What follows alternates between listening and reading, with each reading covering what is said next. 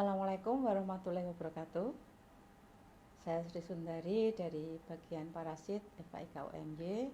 Kali ini kita akan diskusi terkait dengan filariasis non-limfatik dan kita akan membicarakan spesies pertama yang masuk di dalam kelompok filariasis non-limfatik tersebut, yaitu Onchocerca volvulus. Seperti kita ketahui bersama, Onchocerca volvulus ini adalah masuk ke dalam nematoda sehingga bentuknya ya seperti cacing nematoda gilik ya. Jadi warnanya putih, dia punya garis-garis transversal pada kutikulanya, pada bagian luar, dan bentuknya seperti filamen, seperti benang, dan tumpul pada kedua ujungnya. Pada bagian anterior itu ada 8 buah papila kecil. Kemudian dia tersusun juga dalam 2 lingkaran atau 2 buah cincin, dan ada sepasang papila bagian lateral yang itu lebih besar daripada papila yang ada di bagian anterior. Cacing dewasanya yang betina ini lebih besar ya, dan juga lebih panjang kalau dibandingkan dengan cacing yang jantan. Bagian posterior dari cacing yang jantan ini akan melengkung ke bagian depan atau ke bagian ventral, dan itu juga bisa ditemukan adanya papila bagian kauda tersebut ya. Kemudian cacing betinanya ini punya vulva, jadi ini terbuka dan ini ada di belakang esofagus bagian posterior, dan dalam esofagus kita dapat menemukan larva ya. Larva kalau dia memang menghasilkan larva. Kemudian kalian ketahui bahwa yang dihasilkan larvanya adalah namanya mikrofilaria ya. Sebelum dia akhirnya akan larva tersebut nanti akan membesar, memanjang, dan dilahirkan oleh cacing betina tersebut. Kemarin sudah kita singgung bahwa mikrofilaria Onchocerca volvulus ini tidak punya selubung ya. Dan dia juga jarang ditemukan di peredaran darah tepi. Dia lebih banyak berada di kelenjar limfe atau mungkin juga di kulit. Karena kita ketahui bahwa Onchocerca volvulus ini salah satunya dia menimbulkan infeksi di subkutan atau di kulit.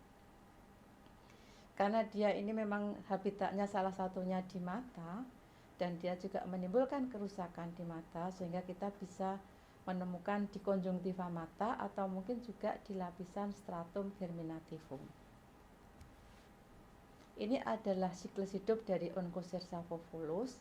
Jadi hampir sama ya secara umum dengan filariasis yang lain.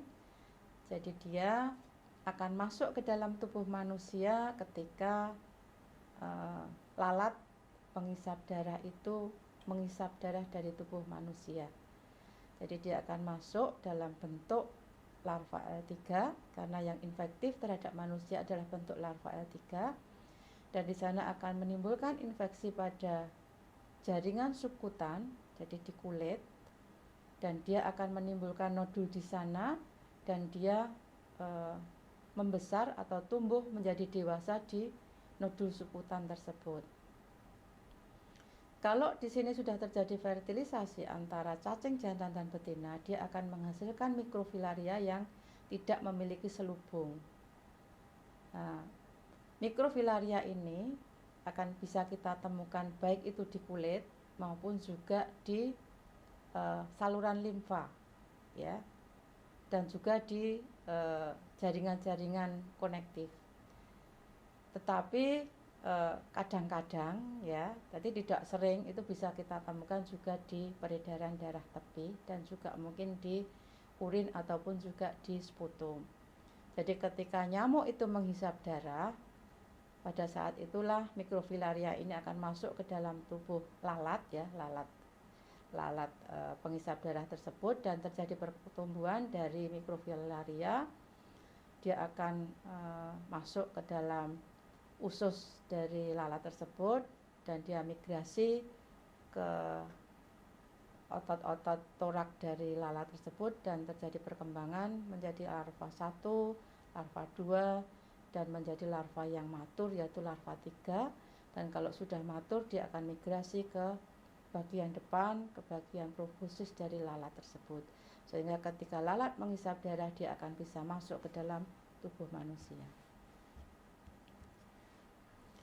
Kerusakan yang disebabkan oleh Onchocercia ini, salah satunya adalah bermanifestasi pada kulit. Tadi sudah saya sebutkan, dia akan menimbulkan nodul, kemudian dia juga bisa menginfeksi mata dan juga menginfeksi sistem limfa.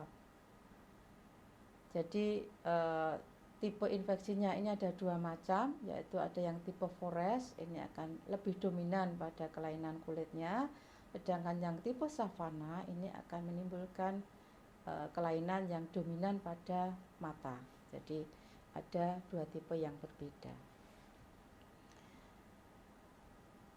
Sedang proses kerusakan yang terjadi, yang pertama ini adalah dia akan bisa menimbulkan jaringan fibrosis dan akan muncul kalsifikasi. Ini disebabkan karena adanya cacing dewasa.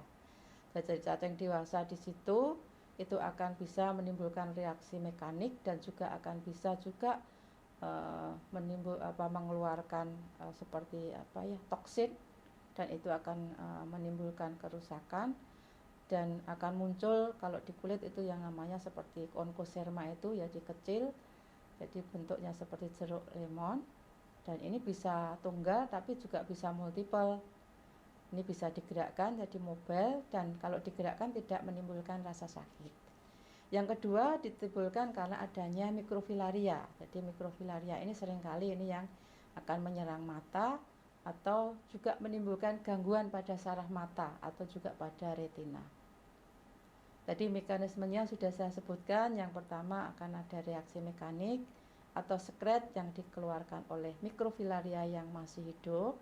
Yang kedua itu adalah karena adanya toksin yang dikeluarkan oleh mikrofilaria yang sudah mati. Yang ketiga karena toksin yang dikeluarkan oleh cacing dalam bentuk dewasa, dan juga karena adanya hipersensitivitas dari hospes tersebut. Jadi kalau seseorang yang memiliki reaksi sensitivitas yang tinggi, biasanya ini akan memiliki kelainan klinis yang lebih berat jika dibandingkan pada orang-orang yang normal.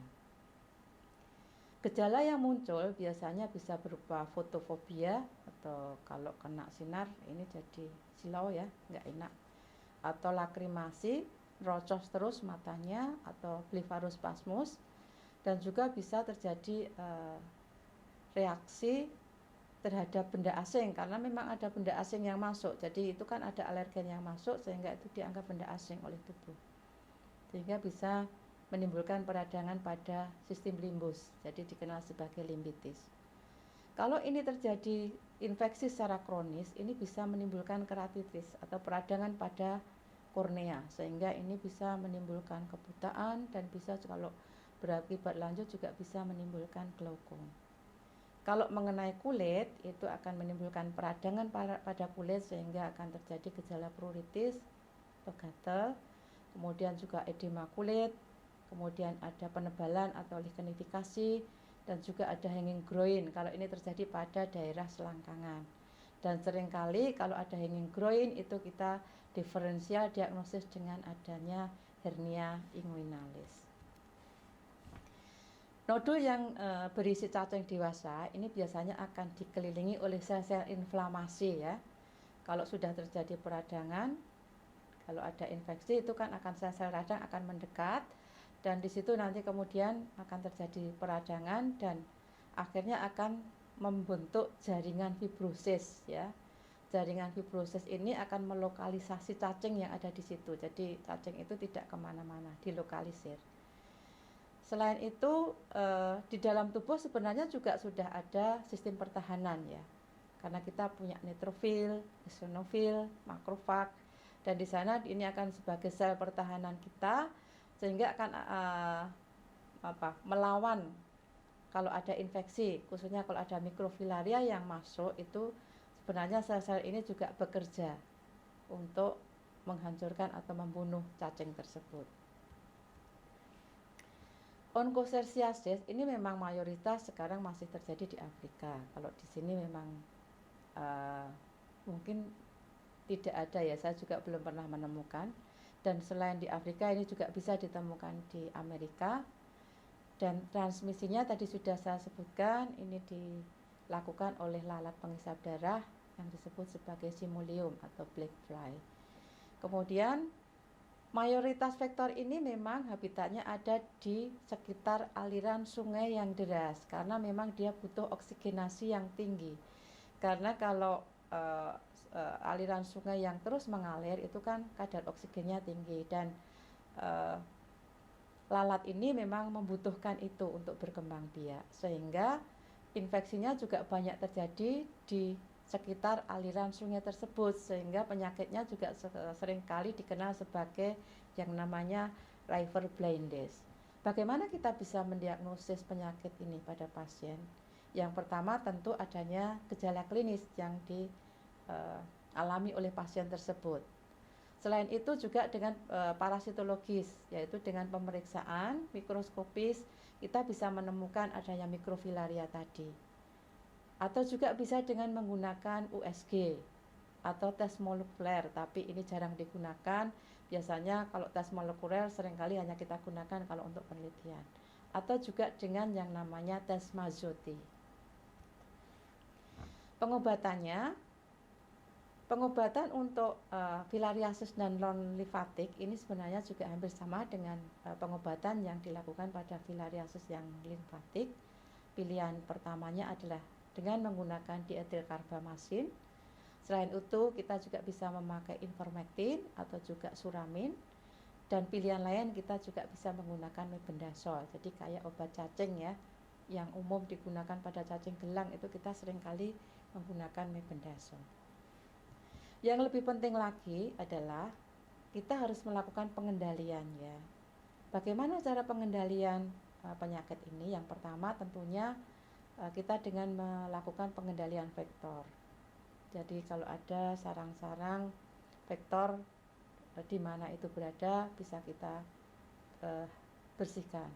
Kemudian pemindahan nodul atau mungkin pembersihan nodul ya. Jadi nodul-nodul yang kita sinyalir di situ ada mikrofilaria atau mungkin ada cacing dewasanya, mungkin itu akan bisa kita bersihkan, kita keluarkan. Selanjutnya adalah kita berikan terapi antifilaria tadi. Jadi obat-obat yang kita gunakan adalah seperti kita sudah saya sebutkan tadi. Jadi kita bisa memberikan pilihan dari obat-obat tersebut, tetapi tentunya dengan berbagai pertimbangan. Kalau kita memilih obat, tentunya obat yang memang itu bermanfaat bagi pasien dan memiliki efek samping yang ringan ya.